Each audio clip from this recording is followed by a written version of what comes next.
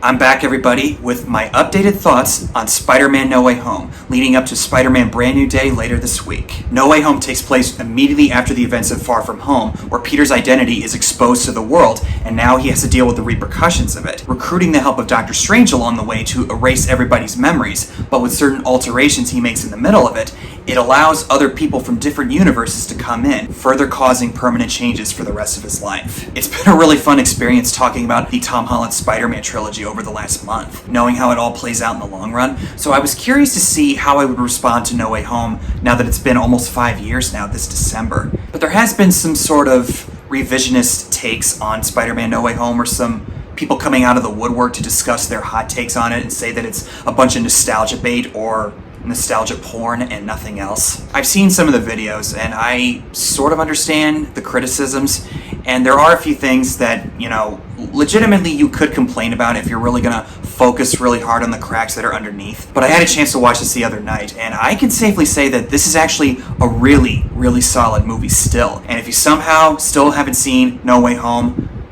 you've had plenty of time, but spoiler warning galore. I gave you the warning, or if you don't care about spoilers, then have at it. So, to rewind the clock back to 2021,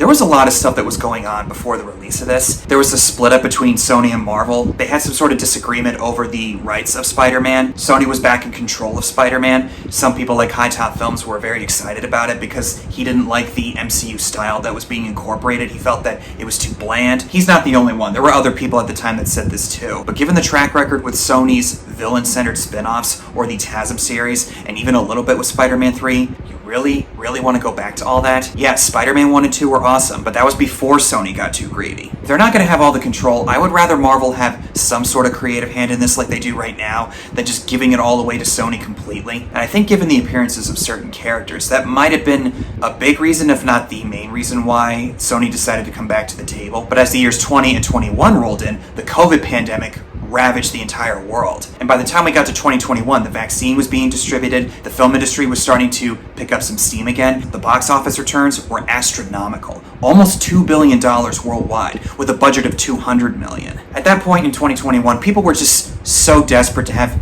any sort of normalcy in regular life again. Not to get too personal or anything, but if you were following me in the year 2021, that was a really strange year for me. I had actually started a serious relationship, my first actual girlfriend, which lasted about 6 months, ending in May of 2021. I dated other women before, yes, but this was the first serious one that I had. It was tough. I took it really hard, and it definitely took a toll on me. I was doing a lot of self-reflection and soul-searching over the next few years. But going towards the end of 2021, with No Way Home starting to ramp up its marketing and promotion, it started to give me a sense of hope, and I heard all the rumors and buzz surrounding appearances of certain characters. When we saw Alfred Molina, Willem Dafoe, and the other villains from the TASM films showing up in this movie, it felt like there was something happening here, like there was something truly special about to unfold before our eyes. As much as I like Tom Holland, Tobey Maguire is still my favorite Spider-Man. He was the one that started it all for me. I remember specifically back then thinking, if he is in this movie somehow, I am going to flip the out. And I had a few friends who insisted, Joe, if he's going to be in there, I want to see a reaction. We'll get to it later, but it certainly did not disappoint. I was really riding a lot on No Way Home. Like, come on, just give me something. Give me some kind of high note to end this year on. And it still remains to this day one of the best cinematic experiences I've ever had in my life. Past the point of all the villains and 2 Spider-Men that show up in here, really at the core of No Way Home, we finally get to see Peter experiencing the consequences of everything that happened in the previous film, Far From Home. Now he's got a gigantic target on his back. Some people believe Spider-Man was framed, while others believe that Mysterio was the hero. Nice. Rhymes. Right from the opening of this movie, the weight on Peter's shoulders is immediately felt. Nowhere to run to or hide for this kid. Has a lot of the awkward, fast-talking conversations like we saw in the Iron Man films, but in this one, it actually fits the chaotic situation where his identity is now being exposed. The entire world is now watching him, and everybody that's close to him is going to pay the price. Eventually gets arrested by the Department of Damage Control, but thanks to a really good lawyer, he's able to get the charges dropped. I would like to have my words stricken from the record. First 10 minutes of the film are a surprisingly really solid explanation of just how shitty Peter's current situation really is. I've heard some people say that The Flash from 2023 has a better setup in comparison. I'm sorry, but The Flash didn't have 2 solo movies before all the time travel shenanigans to give us some reason to care about him. My issues with the previous 2 films and this one aside, you actually had the time since Civil War, Homecoming, and Far From Home for us to get to know this version of Peter Parker. The 2 versions of the Justice League or Dawn of Justice, none of those count. One solo film, not multiple installments. Getting off the soapbox before I go too crazy. But I have to say, when I saw that cane being placed on the ground and Matt Murdock sat down in the chair on the phone, my friends and I who were sitting together in the first or second row, which thankfully had recliner seats, which wasn't going to give me any neck pain for a few days afterward, we were all grabbing each other going, oh my god, oh my god! And it was so great to see Charlie Cox come back as Daredevil, even if it was just for that one scene. But it was enough to get the point across in just how he was able to save Peter from legal trouble, at least. The court of public opinion, that's going to be tough to navigate. And he has arguably one of the best lines when he catches the brick. How did you just do that? I'm a really good lawyer. I saw this movie 3 times in theaters. The 3rd time I saw it was with my mom on her birthday, actually, in 2022. When we saw that happen, my mom looked at me like, how did he do that? And I told her, do you remember the Ben Affleck Daredevil from '03? Yes, that's this universe's Daredevil. And she went, oh. She's watched the movies, but she doesn't follow the shows that much, including Daredevil, so I had to give her some context. I remember seeing a picture of him sitting at the table with Peter, May, and Happy Hogan, and I remember thinking, is that real? No. But when he was revealed, that's when I knew. Okay, Toby and Andrew are definitely in this movie somewhere. But what follows is when Peter's allowed to go back to school, and he has to deal with everybody watching him. Kids in his class are video recording him on their phones. Some of the teachers are supporting him, while the phys ed teacher believes that Mysterio was actually the hero. That's how it goes with anything that happens in the world. Some people will believe it, others will reject it. And while I do like seeing everybody's eyes on Peter throughout this movie, and thankfully it's not in there as much as the previous 2 films, I feel like with the childish humor, it gets less and less as the trilogy goes on. But there's still a few moments in this film that just honestly make me cringe. Like this. We love you! MJ, are you gonna have this spider, baby? Completely childish. Why do you have to take it to the next level? Some of my viewers, I guarantee you, are gonna find that hilarious. I don't. And to get a couple more of those out of the way, I'll save the big one for me for later on. There's this moment with Peter, Ned, and MJ when they talk to Otto in the Sanctum prison. What was your name again? Dr. Otto Octavius. That's funny. Why is that funny? What, you don't know any other guy out there named Otto? And isn't there a Roman general named Octavius or something? I'm not saying that is a common name or anything, but why are we treating that like it's a joke? Maybe I'm alone in that one. I don't know. But even in the trailer, that didn't do it for me. And then there's this line from Aunt May. Freshwater or salt? You know, because you're an octopus. But then there's the deadpan humor from Zendaya's Michelle Jones, or MJ. It's alright in this one because she actually gets to act more like a person, and she puts that facade down. Whenever that does pop up, and it's only like maybe for 1 or 2 scenes, like when she gets interrogated by the feds, or when she calls Doctor Strange out on his mess up. Again, even in the trailer, I thought, oh...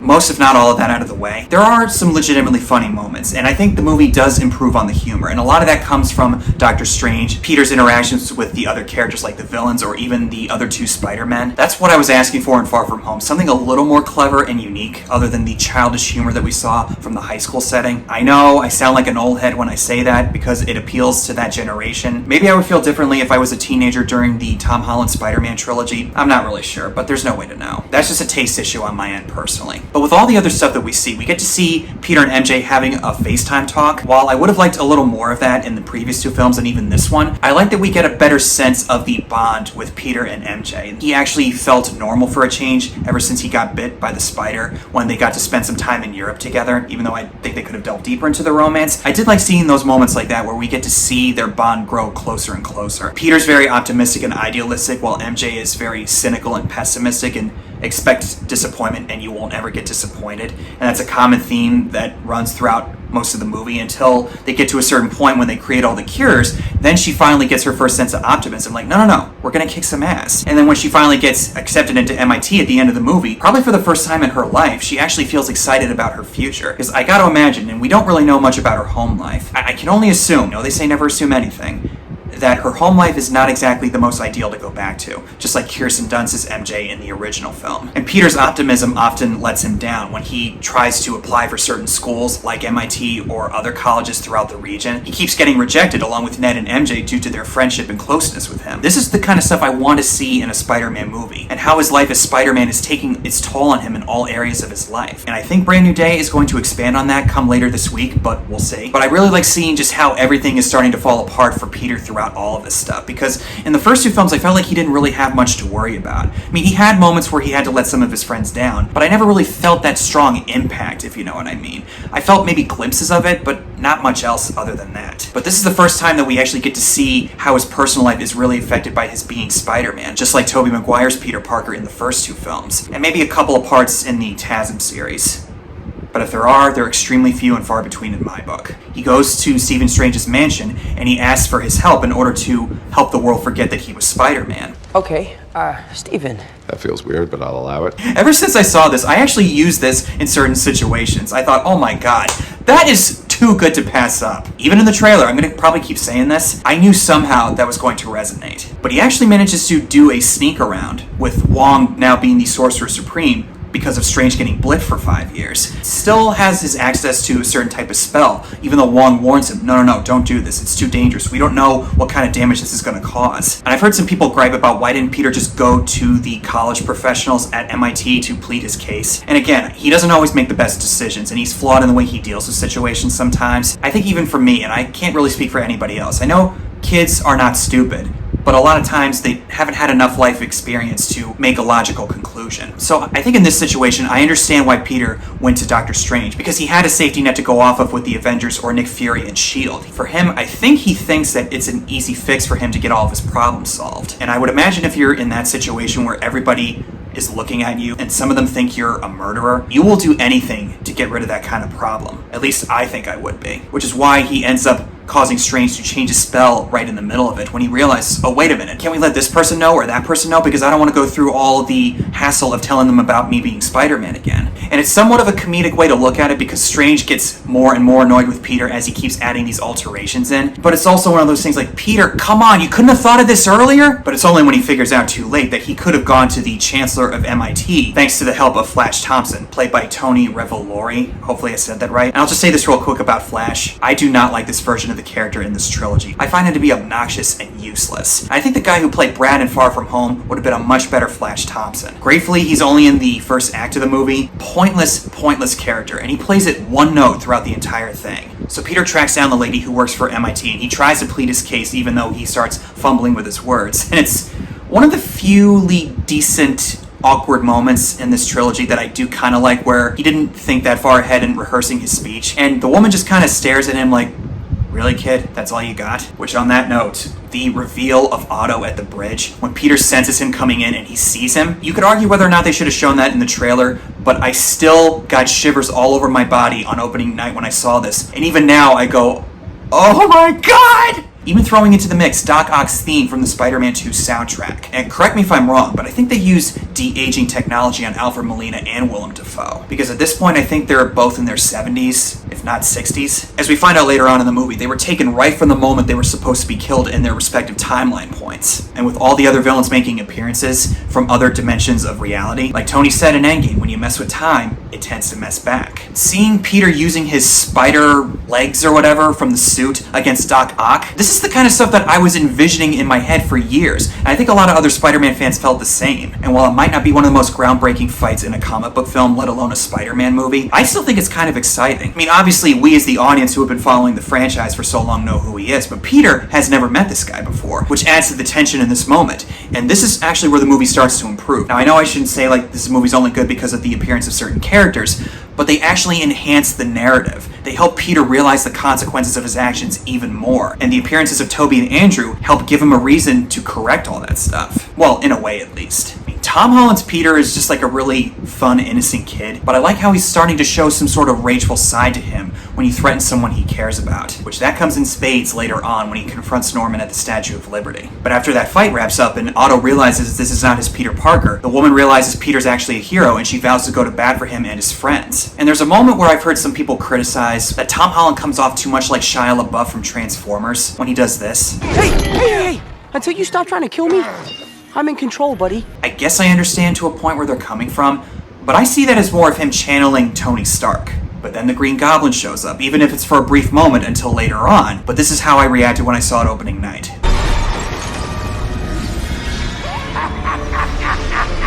But then they get warped back to Doctor Strange's sanctum. He, with us the audience, learn that because of the spell, it summoned a few of these people in from other universes, including Dr. Connors from TASM 1. And this is something that, in hindsight, I wish that we could have gone a little deeper into with the movies at least. The Loki TV show is probably the best representation of how the multiverse works and how these universes will start to collide. As far as the best uses of the multiverse, it's this one, Loki, and the What If series. And also Deadpool and Wolverine.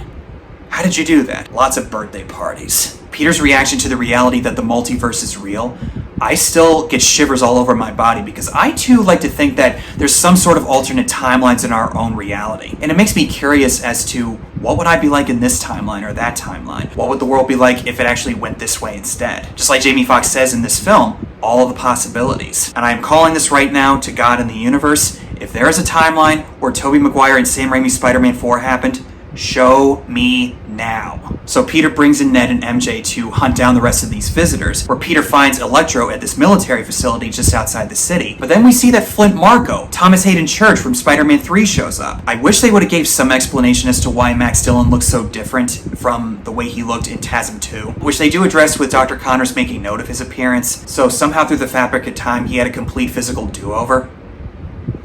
Now, Jamie Foxx doesn't get as much focus as some of the other villains do, but I like how he's tempted by the power in this new timeline because he can sense the different types of power in this universe, which is different from the timeline he came from. As for Dr. Connors, Rhys Ifans or Ifans, I don't know how to say his name. He's really just kind of hanging out in the background as the Lizard, maybe showing up once in a while to throw a foil into Peter's plans. And there's a reason why he's basically pushed to the wayside, because TASM 1 made him look like this stupid, kooky, cookie-cutter villain who's going to take over the world. They didn't give him anything worthwhile to do, really. But eventually Peter finds his way towards Norman, who's hanging out in the homeless shelter run by Aunt May. And this moment from Norman always hits really hard for me. It really sells you through Willem Dafoe's performance that what would be going through your mind if you found yourself in another timeline, in the same place that you live in, but it's a totally different reality. And I've always liked how they portray Norman Osborn in the movies. They give us more of a sympathetic look at the character, even if he has very selfish tendencies and a desire to elevate himself to a certain level of power. He clearly does care about his son or other people that he actually respects. And the fact that they got Willem Dafoe to return, I never thought in my lifetime that I would be able to see it. And even now, watching it the other night, it is completely surreal. But it's through the interactions of these villains and Peter and his friends. They all find out that they perish fighting Spider-Man. Otto knows what happens to Norman, but Norman has no idea because he was taken from his universe right before he was killed by his own glider. So Peter comes up with an idea to reform these villains or rehabilitate them. This is probably maybe my biggest criticism with this movie, besides the one moment with Peter 2 in the lab, which again, we'll get to that later. I don't have a problem with Peter wanting to save others, but I think the way they go about it by creating a serum where if they inject it into their bodies, it alters their personality and brings their old selves back. With Otto, I see how they're able to do it with the Stark technology. If they get in at just the right time, they can pull the inhibitor chip out of his brain. But with the others, I go, really? Just like that? It's that easy to fix them? And I feel like it robs the plot of some kind of agency, if you know what I mean. I mean, at this point, Peter's naive, so I understand why he would want to help them, but I don't know. I just felt that curing of the evil personalities was a little too much of a stretch on my end. But Peter and Strange end up fighting each other in the mirror dimension because Strange tells him, no, we can't change their face. If we do, we could possibly cause even further damage throughout the multiverse. I don't know if I would react the same way that Peter would in this one, but seeing the look in Peter's eyes and all the other villains begging him to do something, we all know he was going to do it anyway. It's basically what Spock would say in Star Trek. The needs of the many outweigh the needs of the few or the one. You're probably right. That being said, let's save these people, you robot. And this whole sequence with the mirror dimension, it's like the first Doctor Strange mixed in with Inception, but on steroids. Just seeing all this trippy stuff going on where the buildings are going on top of each other and going on this long subway train, and Peter's actually figuring out a way to use math against magic. And I guarantee you, some members of my family who love math and have tried to drill in my head for years that it's easy. Math is just another language. Once you learn it, it's not that hard to use. I hate math. Never understood math, and I never will. Due to Peter's experience of working with Tony Stark and using the Stark tech with his suit, he's able to come up with the cure. With Otto, I can let that go, but the others, like I said, really that easy of a fix? Come on now. But I did like seeing how Norman is able to team up with Peter in this situation, because he's also a scientist and he was working on similar technology in the first film, nanotechnology. But I love how they're able to cure Otto from all this. Up until now, he's just so angry and bitter and just frustrated with this whole situation. But this moment right here where he realizes that he's back in control, call me crazy, but I kind of got emotional from that. And on opening night, my friends and I were kind of grabbing each other a little bit and I went, it worked! It worked! Hearing him say the words, dear boy, oh my god, that was so wholesome. Oh god, I sound like a sap. What's the matter with me? But we all know that eventually this was gonna go south because the Goblin persona takes back over. Norman's on sabbatical, honey. And when he's getting punched by Peter in the hallway, back when I saw this I thought, oh my god, that's just like the interrogation scene in The Dark Knight, where the Joker's laughing at Batman punching him in the face. Thanks to the Goblin's manipulation, the other villains that are not cured, they break away from Peter. And of course Max, being power hungry, he was gonna break away from all this anyway. Can I ask you a question? Are these all your Legos? If I were me, I would have said yes. Good to know that the Lego company exists in all areas of the Marvel Universe, the multiverse. But eventually Aunt May confronts Norman in the lobby when he's holding Peter hostage, and he charges the glider at her, impaling her, and therefore leading to her death. I didn't really talk much about Aunt May in this one. We do get some nice mother-son-like moments with her and Peter. Part of him wanting to cure these villains is because Aunt May motivates him to do the right thing for people instead of doing what's best. Because she helps those that are in need, she feels that her nephew should do the same. While I do feel some sort of emotion for her death when she eventually dies, I don't really feel that devastated about it because of how they developed her or didn't develop her at all in the previous two films. Now, Tom Holland does do a great job in the scene mourning over the death of his aunt, and I totally buy his reaction. The only mother figure that he's ever had, his rock, is now gone. And she's the one who says, with great power comes great responsibility. Now, I know some of you are going to push back on me when I say this and say that I'm being too nitpicky or whatever, that I want the same thing from Tobey Maguire's universe all over again. Just hear me out on this, okay?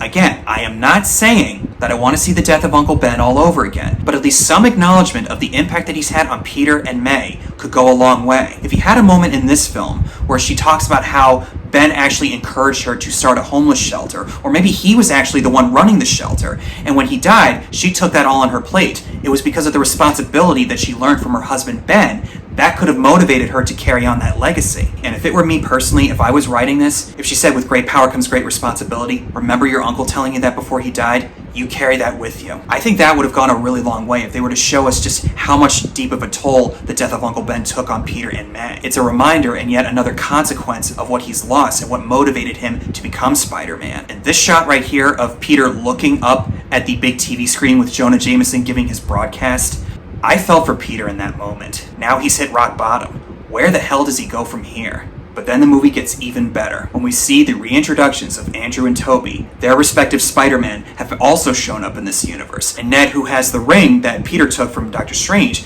just kind of randomly goes, I just wish we could see him, which he begins to open a portal. So they see a guy in a Spider-Man costume in the distance. But it's not their Spider-Man. It's Andrew Garfield's Spider-Man.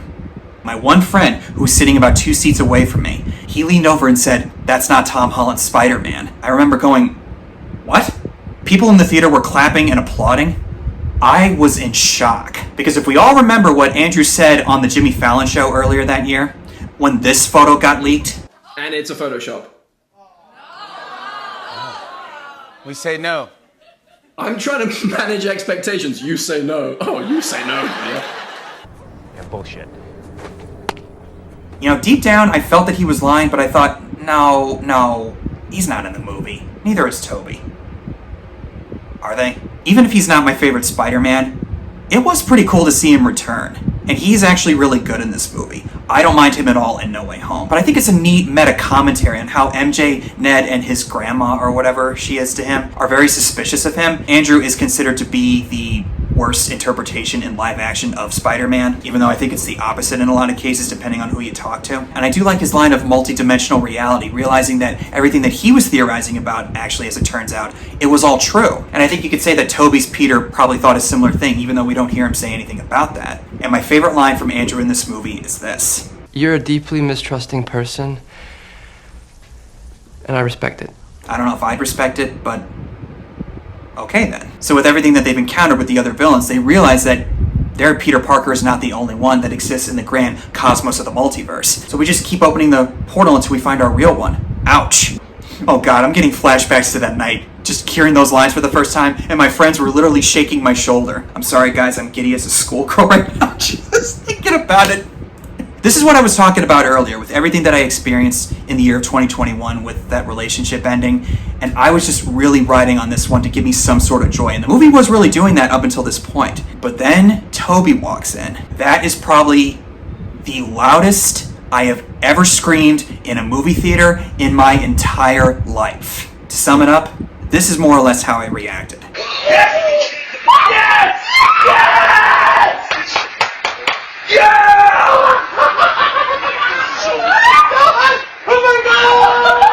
Like with the other inclusions, I had been envisioning this for years. Tobey's Peter Parker being incorporated into the MCU in some way. The reactions for both Tobey and Andrew's appearances the night I saw this on opening day, the levels of excitement I would say were about even. And then when I saw this movie again in 2024 when they did their 8-week movie marathon, the theater that I saw this in when Andrew appeared, some people applauded and cheered, but when Tobey walked in, the entire room erupted. What's that tell you guys? What's that tell you? And in this case, it's a lot of genius writing too, where Peter too, based on his own experiences, he asked MJ and Ned, is there any place that he would go where he would just want to get away from everything? But Peter 3 finishes that line because he's felt that way too. In a way, you could say they're spiritual siblings or brothers of some kind. And the following scene is the rooftop scene, where Peter learns that the other two Spider-Man variants are walking around. Now, I think that their inclusion here runs counter to the common arguments I hear that it's basically nostalgia bait, this movie, and not much else. I remember the third time I saw this when I took my mom on her birthday. She asked me, why did we need Tobey and Andrew to show up in this one? And it's because they understand what he's going through. He lost someone that was very important to him. Peter 2 lost Uncle Ben. Peter 3 lost Gwen Stacy. It was the focal point of their power and responsibility. They provide him the guidance that he needs in that moment, and they help save his soul. And they also experience their own sense of healing, as we see later on. And this is just an observation moment for me, but the way the camera floats around Tobey and Andrew like this, it's pretty clear that the writers of this movie view Andrew Garfield as their favorite Spider-Man, and he's given the most focus when he talks about how he felt about after Gwen dying. And admittedly, I will say, even now, I do feel somewhat of a bit of emotion for Peter 3 in that moment. That doesn't change my thoughts on how they handled him in TASM 1 and 2, but I like how they handled him in this one. And, you know, he actually feels more like Peter Parker's Spider-Man than he did in his own solo films. And I remember specifically at the time, like, wait a minute. Are you kidding me? You're actually making me feel for Andrew's Peter right now? I want to emphasize again, to anybody out there who somehow thinks that I hate Andrew Garfield's Spider-Man, I don't. Overall, I don't like his portrayal. I think in No Way Home that he's good. I don't mind him at all in this one. Not just his performance, but what they do with the writing of the character and how they help him find some sort of a redemption by saving MJ at the Statue of Liberty. Which, let's fast forward real quick. There was a lot of theories running around leading up to the release of No Way Home that Andrew was actually going to save MJ as a way to spiritually save Gwen Stacy. Even I thought at the time, that actually would be kind of neat. And when we see that unfold when she falls off, some sort of disbelief came right over me. And when we see this shot of Andrew, I went, no way. I do like seeing his response and how he felt like he was able to find some sort of healing.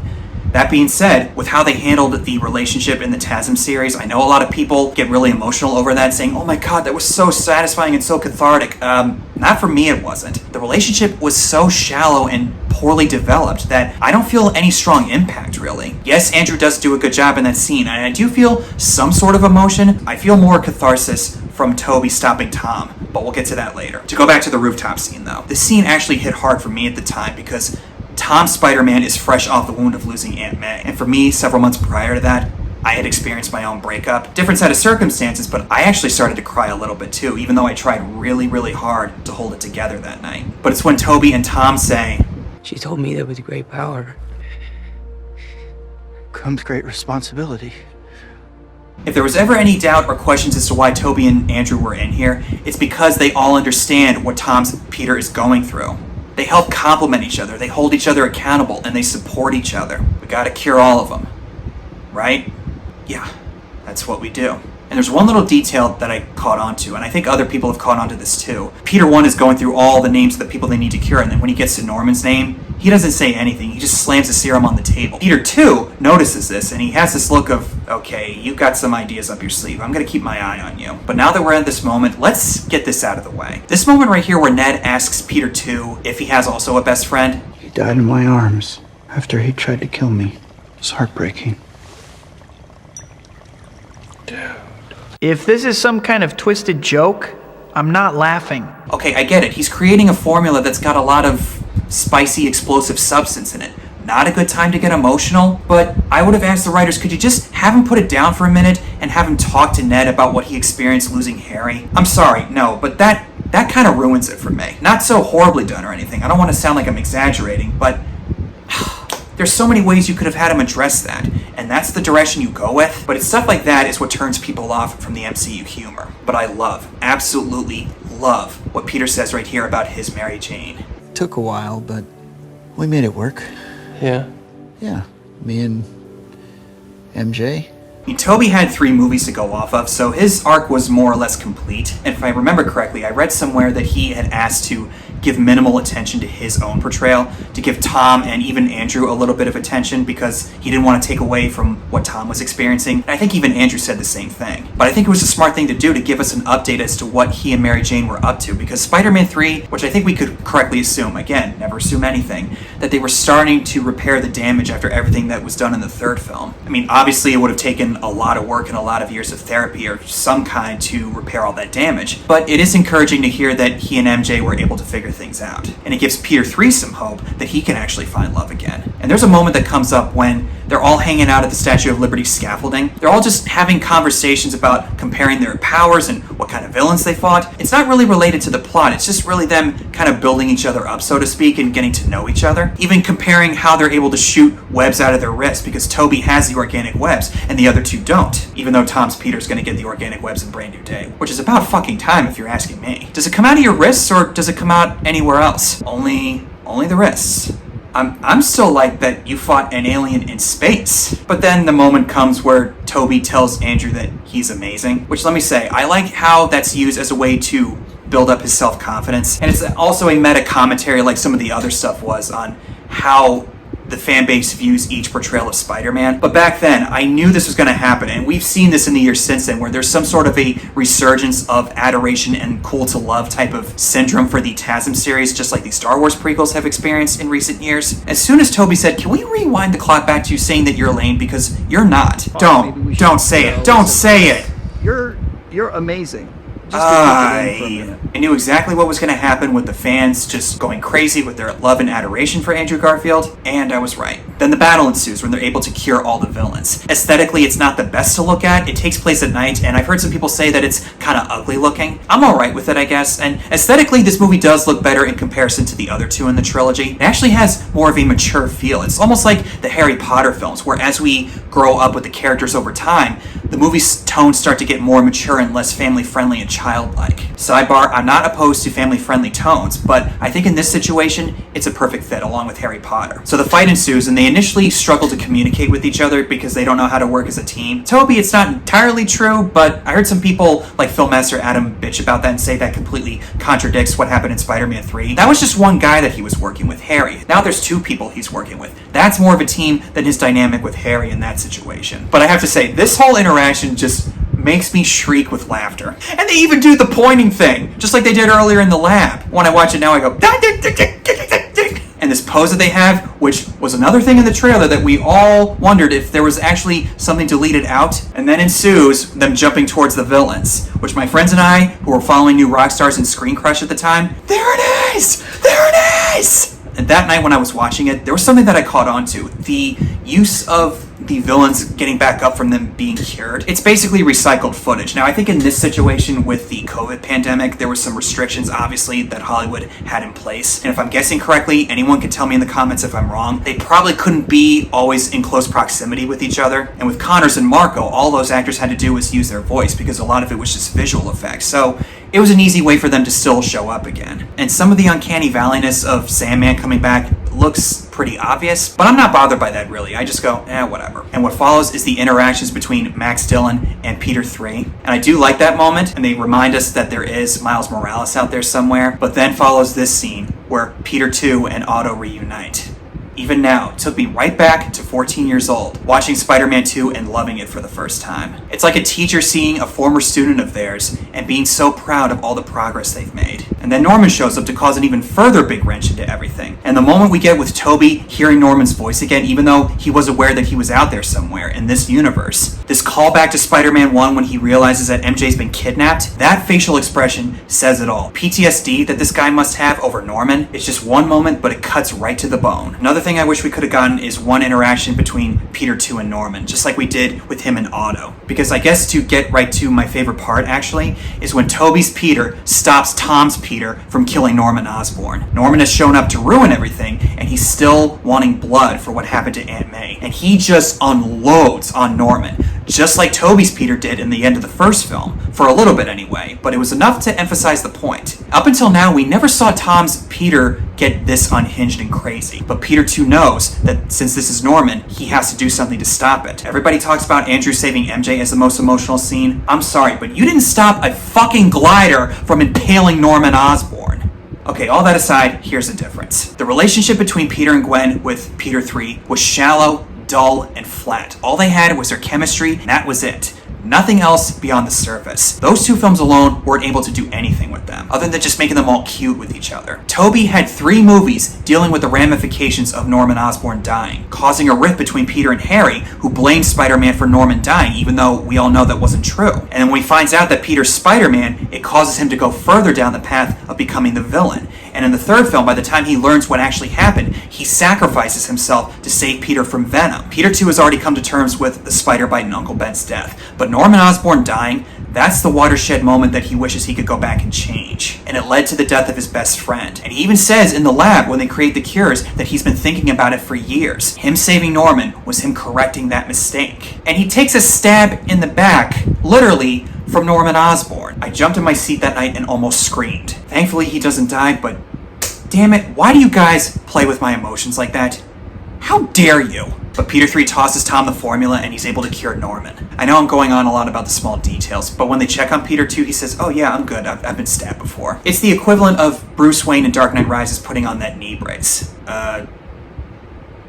Alright. Meanwhile, Doctor Strange is trying to stop the multiverse from collapsing, so Peter 1 starts to check on him and realizes that all these villains from all these timelines are here because of him, Peter 1, and he decides to go through with the spell as it was originally planned out. Make everybody forget that he was Spider-Man, including those who he still has in his life that care about him. This was a brave move on the filmmaker's part to actually use something that Peter actually learns, and he decides to make the big sacrifice in the grand scheme of the multiverse to stop it from collapsing, even if he knows it's going to cost him everything. Going down to say his goodbyes to Peter 2 and 3, and to MJ and Ned. Oh, you know, even with some of my issues with how they handle the characters aside, I do find this kind of heartbreaking, and seeing the last look he gives MJ before he swings away. He breaks my heart.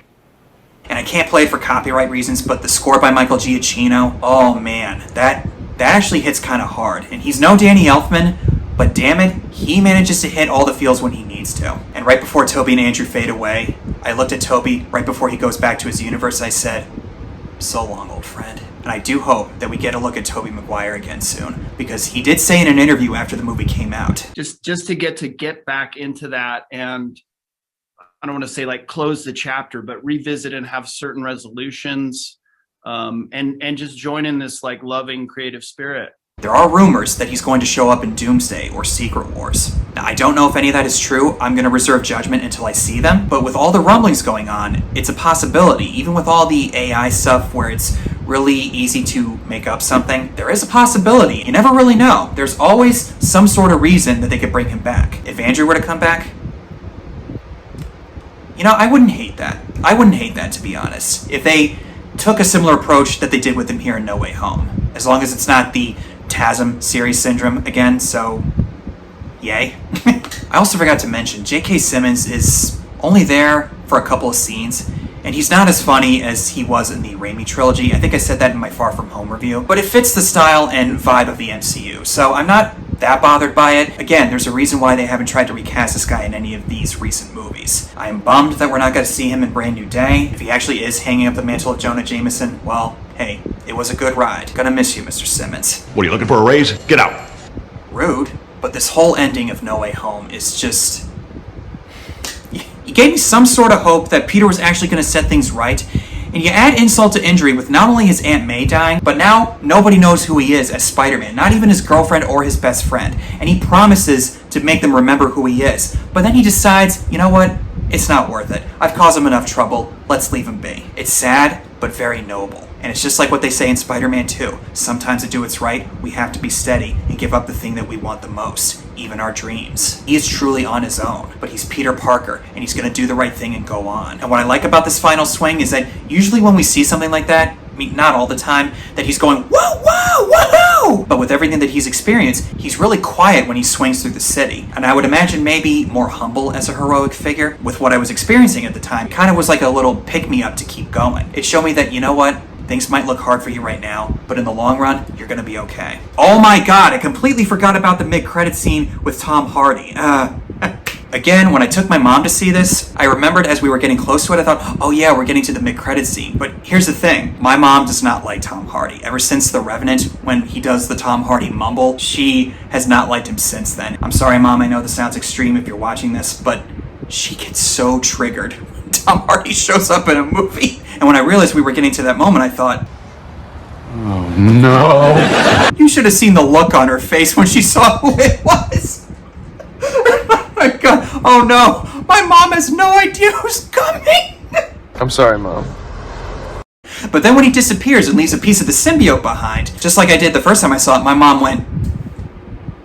So we know, eventually, Tom's gonna get the black suit. In Brand New Day, or in any of the next two Avengers films, or much later after that? Guess we'll find out.